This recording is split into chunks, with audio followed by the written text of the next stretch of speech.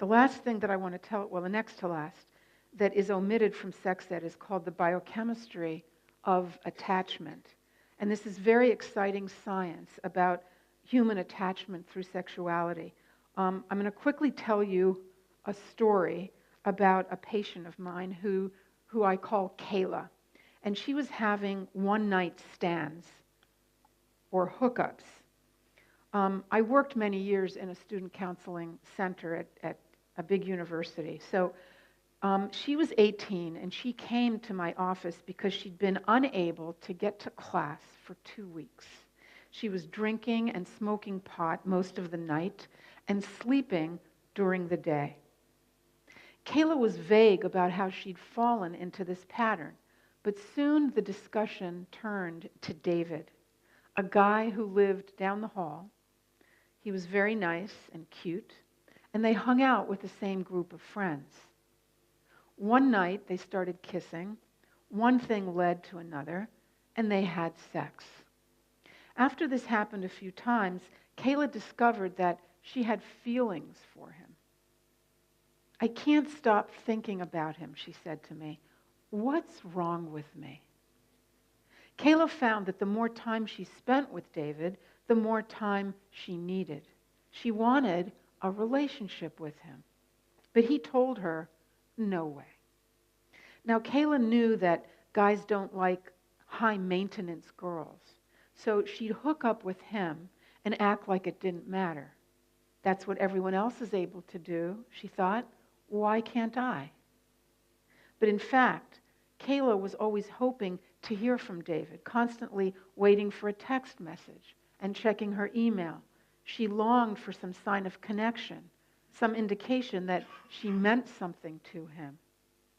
People close to her noticed that she was getting irritable and moody, and because she couldn't concentrate on her work or sleep well, she began to drink and smoke pot to help her relax. David was always around because he lived right down the hall, and he was interested in hooking up with her, but not much else. Things spiraled downwards to a point where Kayla really was not herself. She was failing 3 subjects. She was abusing substances every night. And when she was high, she would hook up with other guys. I told Kayla that I'd get her help so she could stop smoking and drinking, and she was fine with that. Then I advised her to stop all hooking up. No kissing, no sex, nothing. At least not for now, I told her, because she's too fragile emotionally. Well, she just couldn't believe that. No kissing, she asked me? I can't kiss any guys? Kissing is an intimate behavior, I told her. It has an effect on you. How about trying it for 1 week? Can you agree to that? Okay, she said, but this is going to mean a big change of lifestyle. I'm going to need something to remind me. So there was a rubber band on my desk, one of those wide rubber bands. So I gave it to her, and I told her to write on the rubber band, "No hooking up." I told her to put it on her wrist and keep it there until our next appointment, so it would remind her of our conversation. Well, telling a patient to wear a rubber band with advice on it is not something that I learned in medical school, nor was it any more than a stopgap solution to this crisis. But I considered her behavior an emergency because whether or not she used a condom, I knew that she could show up at her next appointment pregnant or infected with a sexually transmitted infection. So I did whatever I could to help her stop these meaningless encounters. She took the rubber band, she wrote "no hooking up" on it, and she wore it. Now, what's wrong with this picture? Kayla was a bright girl. In fact, she was an honors student in high school. She knew very well what was and was not responsible sexual activity. In fact, Kayla and David had followed the guidelines for responsible sexual behavior, that sex be consensual, non-exploitative, honest, pleasurable, and protected. This was a list that I got from a website in the States where students are, it's like a family planning type of website for students. Kayla and David's encounters met these criteria. They followed the rules. So what went wrong? What went wrong is that, like so many girls, Kayla was naive and misinformed. She was completely unaware that as a woman, she has vulnerabilities related to sexual behavior that David doesn't. What went wrong is that she didn't realize sex is a serious matter. A single encounter, even with protection, can change your life forever. That's not sexist, that's biology. When Kayla is with David, her brain is flooded with the hormone oxytocin. This is a politically incorrect molecule. It challenges the belief that the differences between men and women are due to socialization. It also challenges the idea that sexual behavior can be easily separated from emotional attachment. A hormone is a molecule that travels from one organ to another with a message. Depending on the context, oxytocin carries different messages. During labor, it travels from the brain to the uterus with the message, contract and push out the baby. During nursing, it travels from the brain to the breast saying, make milk available. It also travels within the brain with messages about emotions and behaviors. If you take a virgin rat and you inject her with oxytocin and then put her in a cage with another rat's litter, she will act toward that litter as if those babies are her own. So oxytocin carries a message. Create a bond. Create an emotional attachment. And what's important for young people to know is that this hormone is released during intimate behavior as well. Intercourse is not necessary, and need I say that condoms have no effect on the actions of this hormone.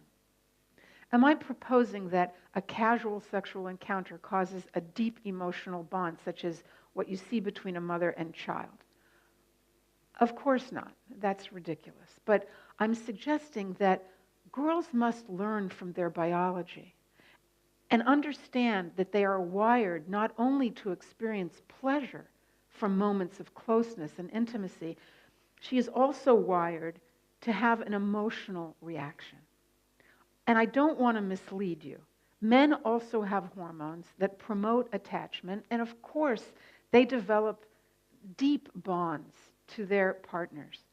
But remember, men, especially young men, have a lot of testosterone. And testosterone drives them to want to distribute their DNA as far and as wide as possible. Another difference between male and female is that estrogen, the female hormone, ramps up the effect of oxytocin, and testosterone dampens it. And very interesting how when is estrogen highest in a female? It's right before she ovulates. So the way that we are, if you want to say, if you believe in a creator, you can say the way we're created, or if you believe in evolution, you can say the way we've evolved. But whatever you want to say, at the time in a woman's cycle when she has the potential of creating a new life in her, is when she is most primed to connect to the person that she's with. Now, in addition to promoting feelings of attachment, oxytocin also affects our judgment and our risk-taking. It dampens the area of the brain that waves red flags when you're about to do something dangerous.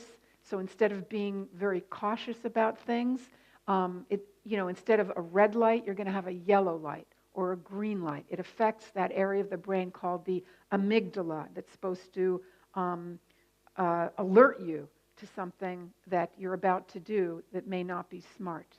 Oxytocin affects that area as well. So basically, when Kayla is getting it on, as they say, with David, the oxytocin that's being released affects how she thinks and feels.